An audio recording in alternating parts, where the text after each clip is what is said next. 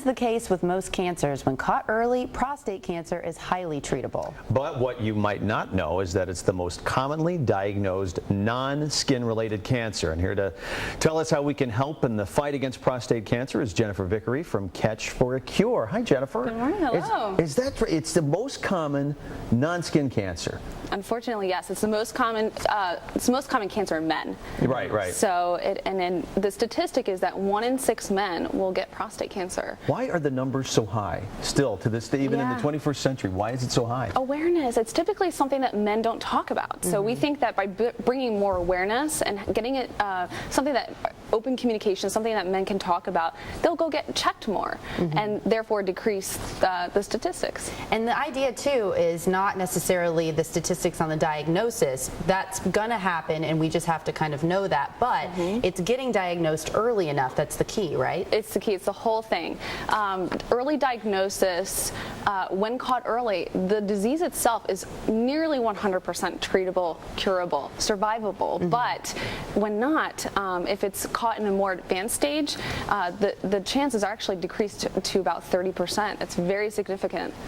Isn't it just a matter of getting an exam? And the age recommendation for the exam, I think, has changed a little bit over the years. I think they used to say, well, once you turn 40, you should go in every year, which I guess most guys don't do. But what is it? Now, what's the current thinking now, Okay, the current thinking is 50 years of age. So, and then it's an annual exam after that. However, for men that are more predispositioned to the disease, if they have it in their family history, they should start at 40, 45.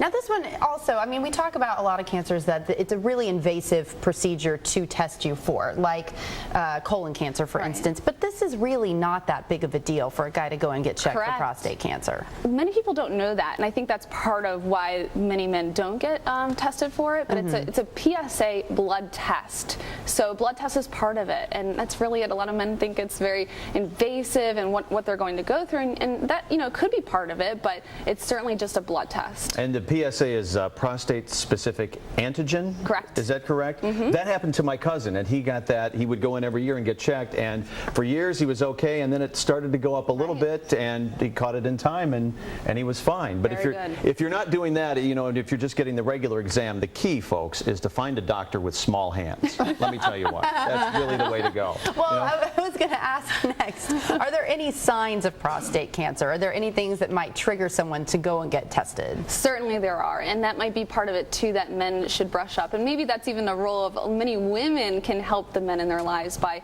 bringing more awareness to what these signs and symptoms are. But certainly just going to the doctor every year anyway is a big key to finding those symptoms and signs as well, especially once you turn 40. But I'm telling you, guys hate going to the doctor. You know, if you're feeling fine, the thinking is, oh, why go to the doctor? I feel fine. But trust me, guys, we have to have mammograms. You don't even want to know what goes on below the belt when we have to get tested for things. So you can handle this one little test. It's not that bad. You got a big event coming up to raise awareness for this, a big softball game. You've got local celebrities and I guess some doctors taking part and so forth. Yes, it's Catch for a Cure. The whole point of the event is to bring awareness to prostate cancer and raise funds for cancer research and prevention. And we have our local celebrity being part of this. I'm playing. Yes. I'm going to play softball this weekend. It's going to be, are you going to come out and watch? What position do you play? Well, I used to pitch. Yeah? Oh, but, wow. Oh, now no, you there's a shock.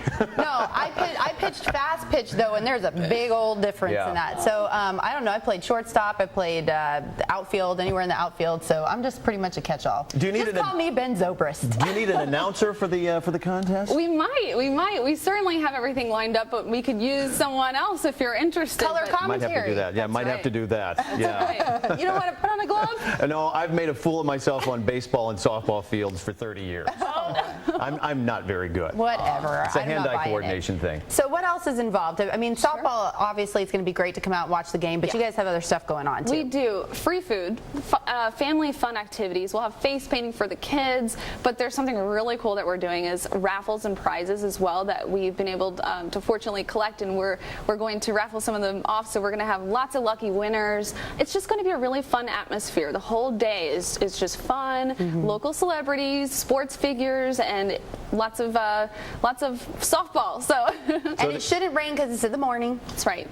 So it's out at Woodlawn Park, right, which is kind of between like 13th and 17th in St. Pete. Right. And that's coming up this Saturday, September 19th from 9 to 1. And 9 o'clock is when everything kind of kicks off. The game will probably be, what, closer to About 10? 10. Yep, about yeah, 10. and then you can hang out and do the face painting and get some food and register to win the raffles and so forth. And you can go to WellSpringOncology.org to learn more, or we have you linked directly there at studio10.tv. Off the top of your head, can you think of any of the big prizes that people could win? Wow. Well, I know that there's a vacation stay, a hotel, lots of food prizes, which are great. Everyone likes to go out to eat. Oh, yeah.